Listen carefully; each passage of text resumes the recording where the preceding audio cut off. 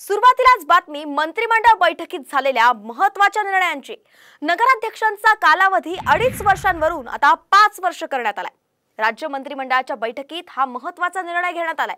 तसंच विदर्भ आणि मराठवाड्यात दुग्ध विकासाला गती देण्यासाठीच राज्य सरकारने 149 कोटी रुपयांच्या निधीचा सुद्धा मंजूर केलाय। येत्या काही महिन्यांमध्ये विधानसभा निवडणुका असल्याने मंत्रिमंडळ बैठकांना महत्त्व आलेलं आहे। तर बैठकीत इतर कुठले महत्त्वाचे निर्णय झालेत पाहूयात। कॅबिनेट मंत्रिमंडळात काय निर्णय झाले तर मराठवाड्यातील खालसा झालेल्या इनाम जमिनी वर्ग 1 साठी देण्यात येणार। यंत्रमागांना वीज दर सवलतीसाठी नोंदणीची अट मार्च 2025 पर्यंत शिथिल करण्यात आली आहे। वैद्यकीय महाविद्यालयाच्या निवृत्त अध्यापकांना ठोक मानधन सुद्धा दिले जाणार आहे।